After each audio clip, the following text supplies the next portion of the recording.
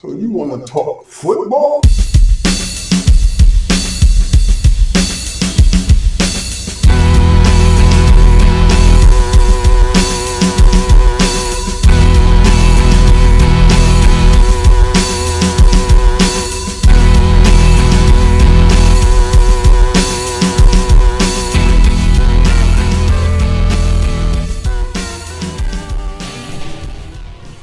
Welcome to Black and Gold Forever, the podcast for Steeler Junkies. I am Steel Post, and I'm the quarterback up in this huddle. Huddle up! Huddle up!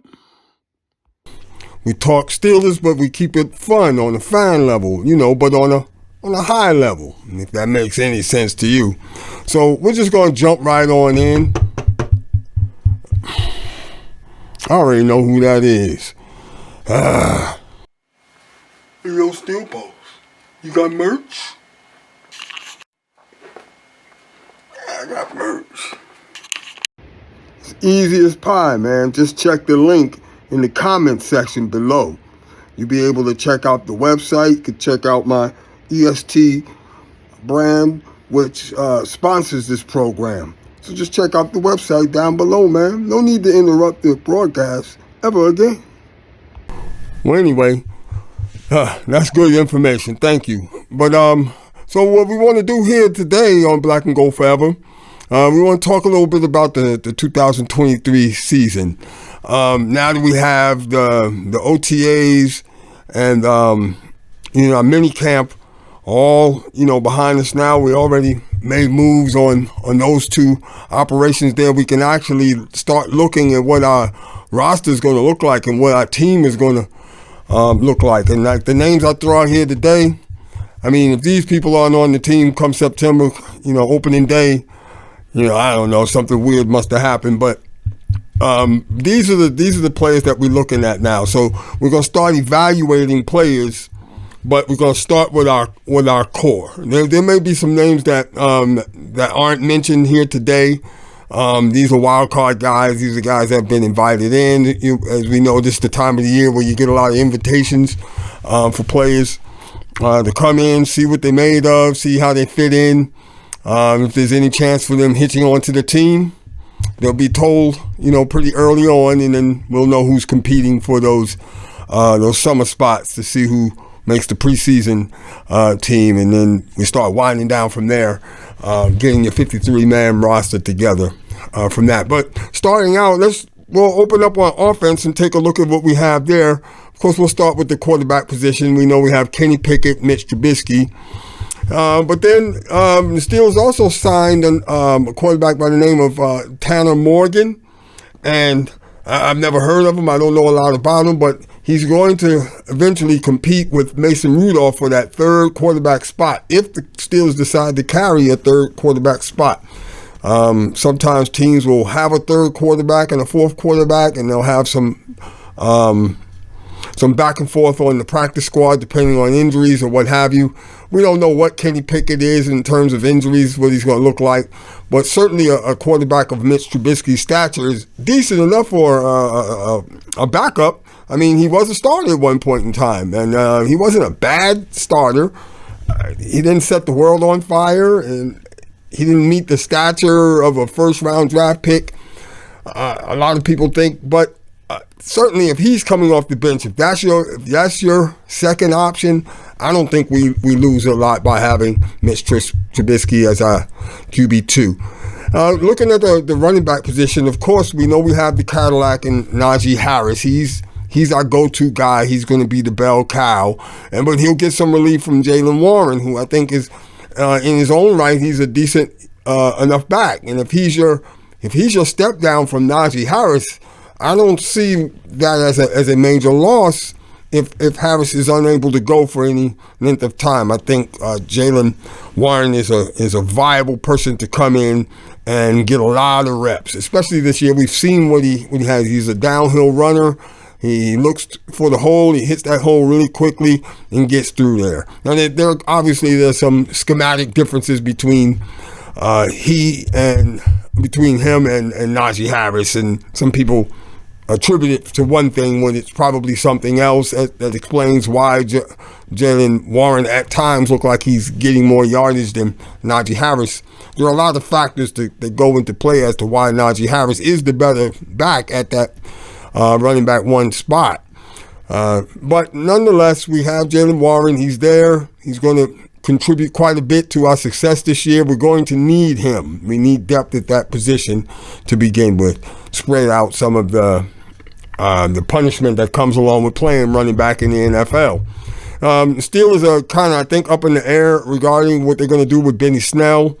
But we've seen what he can do. And again, him coming in relief and coming off the bench or putting him in specialized packages, depending on what Canada's doing with his offense. I think Benny Snell is a familiar face, and he's welcome from that perspective. He's a viable option to have. They've signed other guys like Monty Potterbaum, who I believe is slated to take Derek Watt's position to replace him at that prototypical fullback type of hybrid back where, he's kind of versatile. He can block. He might come out of the backfield, do something. He could serve as a special teamer. He could be a decoy. He can line up in your backslide. I mean, you could do a few things with that position. As you've seen, the Steelers have done some in the past. I don't know that they overuse that position, but if it's needed, we'll have someone in that spot. Now we look at the tight end position. Now, tight end, I think we're really, really squared away at that spot. I don't think we have any worries, shortcomings, or what have you when it comes to that. We know what we have in Pat Freiermuth, particularly in the red zone. I think Freiermuth is a viable option to have as a tight end and going downfield. And as Kenny Pickett develops as a quarterback, he'll learn, like other quarterbacks do, how to use a tight end, how to use the field, fit your tight ends in those spaces, and create some success. Because those are your go down the field kind of guys, your tight ends. That's why quarterbacks rely on them so much, because there's so much concentration on the outer edges with your wide receiver ones and wide receiver twos, that a lot of times your coverage is forced to put someone who may not be quite the best cover guy, and he's stuck trying to cover your tight end. So when you have a dynamic tight end, he becomes a threat going downfield. So we certainly have that. We have Darnell Washington. He's a really tall guy. He's got his catch angle is stupendous. And just from what I'm hearing in the OTAs, they're optimistic that he'll be able to really, really contribute quite a bit, especially in those 12-man sets where we have two tight ends in. He's good there. I think they don't really want to push him to be a star, so to speak, right away, but they know that he has a lot of potential to become a really, really big contributor in that tight end position. So he certainly lightens up the tight end room. And we already had Connor Hayward. We've seen kind of what he's done. He's a little smaller, but he's very physical. He's a football player. And so he could do special teams, but we saw him last year get downfield, get open in some instances, and make really good catches when the catches are needed. So I think the tight end room is probably one of the most stellar positions that we fill on offense. I think we grade higher at that position than we would in most of the other positions. So I'm looking forward to see what they can do this coming summer. I want to see it. Now the wide receiver room is peculiar because we have Deontay Johnson. We know he's going to be a viable part of the offense, but I think what people are looking forward to is seeing what George Pickett could do as being the main feature receiver. But I don't know that he may necessarily just by himself be the feature receiver. I'm betting that Deontay Johnson and he will kind of split that role a little bit. Johnson's bringing some leadership to the room, as does some of the other folks we brought in. Allen Robinson, Anthony Miller, these guys bring a little bit of experience to the room. But in terms of getting the ball down, for actually getting in some routes and getting these targets, I think Pickens and Johnson are going to get, you're looking at 100, both at over 100 targets easy, I think. And then these other guys will kind of get in there and mix it up and become options going downfield as well, because Pickens is going to be a threat. He's your 50-50 guy. If he gets his route running down to where he's really a good worker in terms of his footwork and getting in and out of moves at the point of attack downfield. He's going to be treacherous. I'm looking at the way Jamar Chase for the Bengals, that kind of guy. I see Pickens as this kind of guy if he can get the route, because Jamar Chase is just stupendous with the route running, and Pickens, there is a gap between the talent level there. But it's something that receivers work on, and he has the speed for it. He has the acumen, so I'm looking forward to seeing if he can pull that off. Of course, we have Calvin Austin, Miles Boykin, and then we got the gunner man, Olszewski, and we'll be able to see how they use Olszewski too, because he was a special team guy, but he's also your slot, go get me 3 yard, fall to the, that kind of guy. He can make a couple of things happen. He can be a playmaker. We'll have to see what his role is going to be. But I think the wide receiver room is comfortable. I believe we have enough talent there to make our offense look good, especially if our running game can get going and Pickett doesn't give the ball away with interceptions and fumbles and stuff. If they protect him, get a nice little run game going, and let our defense, our brawlers, handle a lot of the things we need to do, I think we'll be just fine. Now, moving over to the offensive line portion of the team, I think we really made a lot of improvement here. We drafted really well, and one of the draft picks that we have is an offensive lineman that's going to solidify the left side of our line, Broderick Jones. Dan Moore, you can see the improvement last year, so him coming off the bench, if he's your bench guy coming and getting some reps in the rotation, that I think we're good there. If the worst you can do is Dan Moore or Kevin Dotson, I think that we're looking just fine. What we don't want is we didn't want Dan Moore and Kevin Dotson to be your starters. Basically, if that's the best you got, then we'd be looking at a few issues. But these guys are in support roles now. Mason Cole, Spencer Daniels, Isaac Samalo. These guys are going to really punch down. I think Samalo at guard and Mason Cole at center. I believe that these are going to solidify our offensive line and really put us in a position to look really, really, really good this year on the line. And of course, we have Okorafor at the other tackle spot. I think we're pretty solid at the offensive line. We have to see. Cincinnati, again, that's the team. That's the forerunner in our division. That's what everyone says, right? Well, the offensive line doesn't look any better than this, and I don't see where they've improved with their lineup on offensive line either. So apparently it's doable if you have other pieces in place. And I believe on offense we're looking good. I'm looking forward to it. What I'm hearing from the OTAs and the reports from the OTAs is these guys are coming along. They're looking like they're going to be viable contributors to our offense this year. So I'm looking forward to it. But what really gives us the acclaim is the kind of physical play that we're expecting from defense, because of the kinds of players they've maintained, also with the people that they've brought in. They've brought in some veterans, some old heads that might provide some leadership, but also have enough gas left in the tank so that they can be viable contributors on defense as well. So we know that defensive line is anchored by Cam Hayward, of course. He's our wily veteran. He's been there. He's the loudest voice in the room. Future Hall of Famer.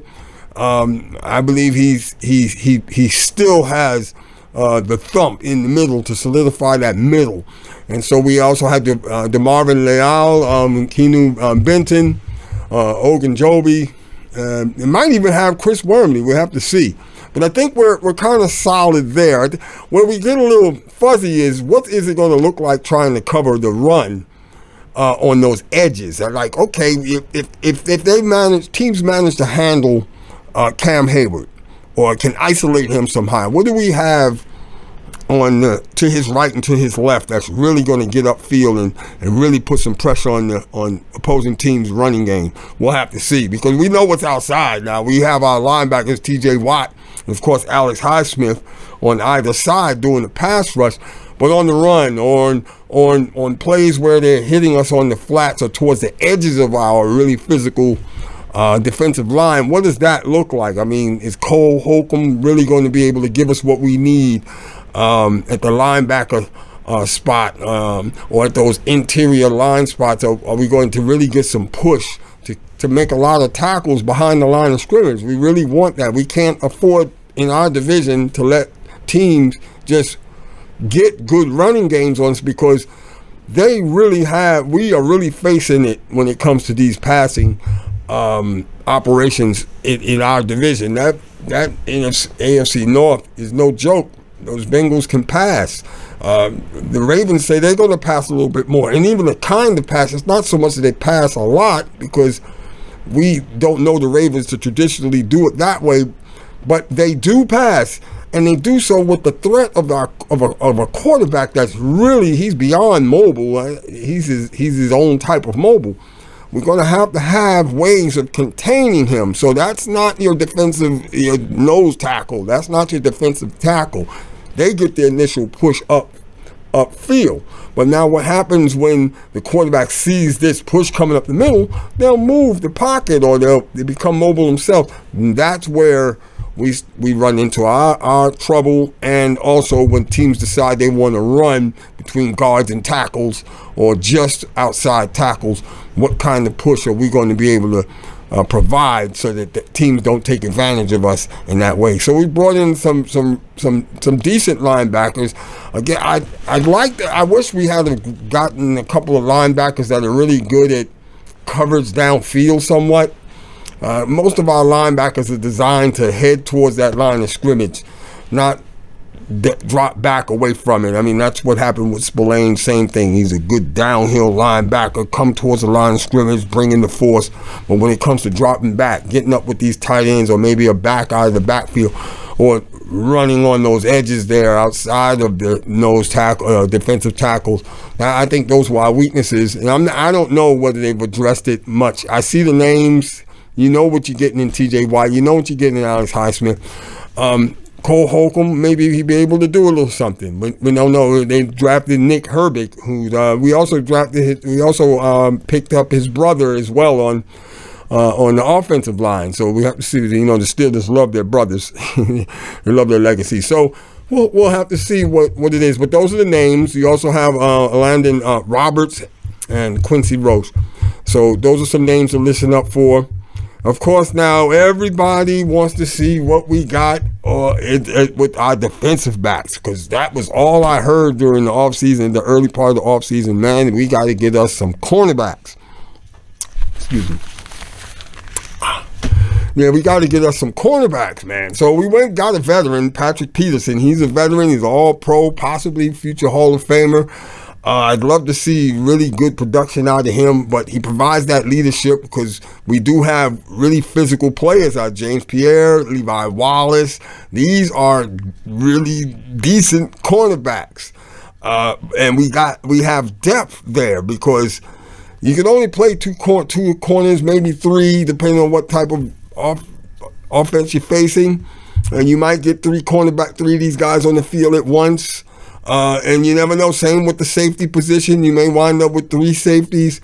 And I think our top 6 defensive backs are really good. We have Patrick Peterson, Joey Porter Jr. We're looking for big things. I know a lot of people say, well, don't put a lot of pressure on him. No, I'm thinking, no, he's going to have to be your go-to guy. He's going to have to be your gangbuster.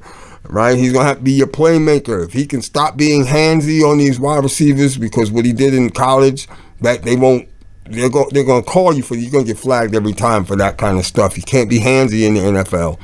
These receivers, they have their right of way, man. You got to give it to them. So you got to really work on your footwork, your intuition, and your closing speed. Those kinds of things are going to help you in the NFL. And I believe if Joey Porter can master those things, we're looking at least 5 to 7 years of stellar all-pro level play. And we need that in our division. We cannot have these wide receivers. We've inherited some more wide receivers in our division, and they're going to give us heck if we're not able to cover them, even with our pass rush. We want someone that's downfield, that has some hands or has some closing ability so that teams aren't running wild on it. So hopefully Wallace and Pierre can fill in and get these things going for us. Of course, Wallace will be heavy in the rotation. Patrick Peterson, Joey Porter Jr. Can't wait to see PZ Jr. That's gonna be a trip. And at safety, of course, we know the man, Minkah Fitzpatrick. He's the ultimate playmaker back there. He's the center fielder. And so we had a void there with our strong safety, so we're going to have to see what that looks like, because I really couldn't tell you. DeMonte KZ is an excellent football player, excellent defensive back. But strong safety, I don't know, he looks a little light in the butt for that. We'll have to see how the Steelers plan on using him. Keanu Neal, Trey Norwood, we know Norwood will bring the wood a little bit, but again, when it comes to strong safety, Miles Killebrew, I wasn't overly optimistic about these guys as strong safeties. You're talking about the guy that's going to bring the wood when it comes to the run game, and you need someone that's thick enough to at least get some pushback on tight ends going downfield, that get behind these linebackers or what have you. So we'll have to see. But again, I certainly see the potential for our defensive backfield, because overall I believe we got so much better at the cornerback positions that I think the safety and the combinations that they use, we'll have to see what it is, but I think they're pretty decent. So we'll have to, I can't wait to see. And of course, we know we got Boz coming back. I love Boz. Boz is one of my favorite Steelers, man. I love him. The crew cut. The way he stays focused on his job, even when he's not having the greatest time. He had one year where he had a lot of games where he wasn't having the best day, but he stayed the course, man. He works hard at his craft. He's generally available, and like I said, I love Boss. I'd love to see him win a couple of games just with his foot this year. That'd be really nice. He's very reliable. He's good for a couple of 50-yarders or a few 50-yarders per season. He doesn't have as much trouble kicking in that stadium as some other kickers do, and so that's really good to see and good to know. So I look forward to him as well. Now Harvin, he's our starter, but I think the Steelers are bringing in people to push him, because this is going to have to be his signature year, I guess, to really establish him as an NFL punter. He was so stellar in college that he had a huge reputation to live up to. So he hasn't quite gotten there. He had 1 year where he had some personal family issues, and so that kind of got him a pass on that first year. But last year it was nothing to write home about. I mean, he did the job, but we're expecting more than 44 yards a kick out of a drafted punter. I'm hoping he can get at least 47, 48. I mean, the best in the league are doing it at 50 almost now. So I'm looking for something a little closer to 47, 48, 49, maybe approaching 50, which is what people thought he could do when they brought him on board. All right, so there's your roster. Those are your players. Those are my thoughts on it. What do you think? You write back. You can tell me. If you're on Facebook, you're able to leave audio responses. You're also able to leave video responses, which I like the most. If you're on YouTube, of course, you can't do that. You'll have to leave a written response. Whatever you write, please make it very clear. I'm very interested in how you see things, and most definitely want to know what your thoughts and feelings are. If you have critique of me, my broadcast, what have you, please let me know. I'm open to that. The only thing I don't tolerate is insults, name calling. I'm not going to respond to that. I'm going to act like you don't exist. It's no point in that. Don't waste your time with that anyway. I'm certainly willing to improve or bring you information that you want to know more about. I'm open to all of that. So keep it clean, and I'll keep it real. All right, now we move on to our section of Agree to Disagree. First things first, I'd like to give a shout out to my man Keith. It's almost like he's in my head on this one. He's in my head. He asked me, he made a comment about real fans. So that's going to be our topic on Agree to Disagree today. Real and fan in the same sentence. What exactly do you mean when you say real fan, right? I have an idea of what I think I mean when I say it, But every time I say it and try to apply my meaning, there's always going to be some exception to my little rule. So, I mean, do you feel the same way, or do you think that there's a solid way to discern who's a real fan? And what is a real fan? What's a fan?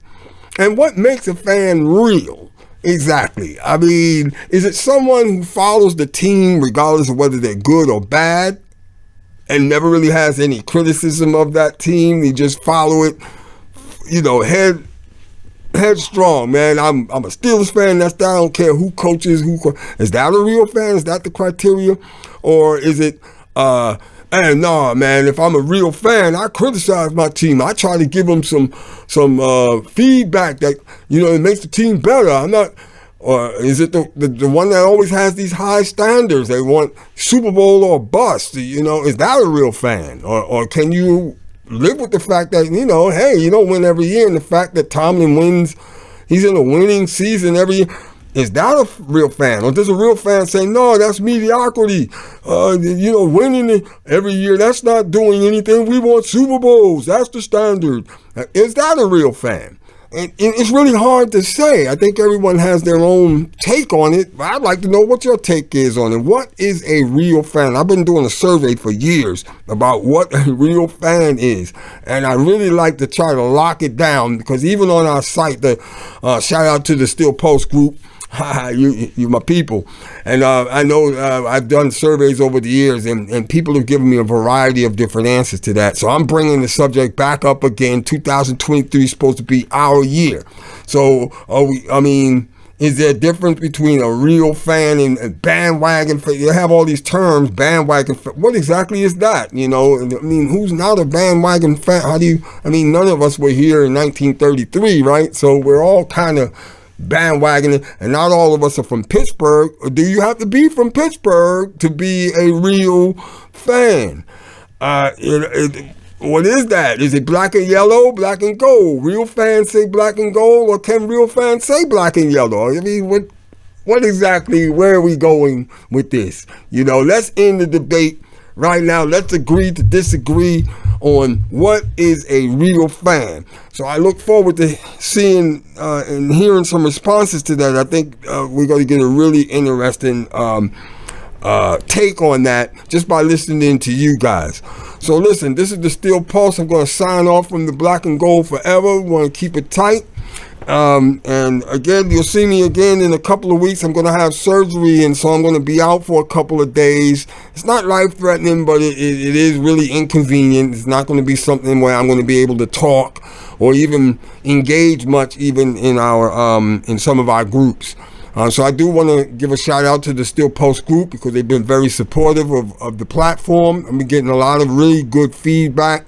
And it's not just me. All I do is set the platform. What happens is you guys engage one another with positive fandom. You put all types of things on the site that make our site really fun and interesting to look at and engage with. So I appreciate that, and it's my honor to provide a platform for you guys to have a blast rooting for the best football team in the NFL.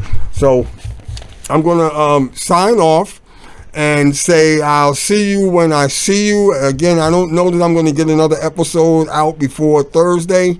If I do, then I'll see you then. But if not, I'll see you in a couple of weeks.